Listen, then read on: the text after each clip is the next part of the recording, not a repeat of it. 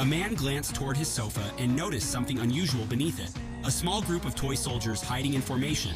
At first, he thought it was just his imagination, but suddenly, one of them raised a tiny gun and aimed directly at him. Reacting instantly, the man stepped forward and crushed it under his foot without hesitation.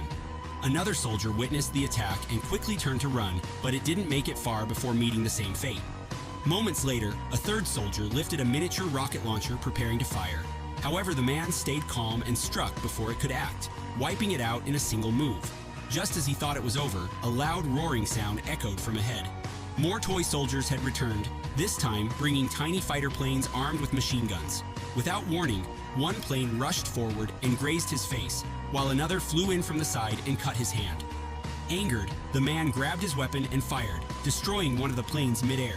But the remaining attackers were relentless, forcing him to retreat into the bathroom to catch his breath. He barely had time to think before a bomb suddenly burst through the door and landed inside. Thinking quickly, he covered it with a towel and pressed it down firmly.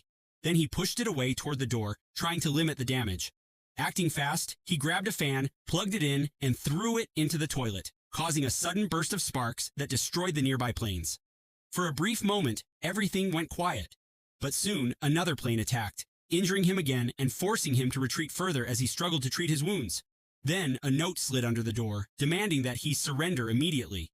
Insulted, he quickly wrote back a single word, "Daydreaming," and pushed the note out again. Almost instantly, explosions shook the door as the toy soldiers launched another furious attack. Realizing he was overwhelmed and running out of options, the man made a final decision.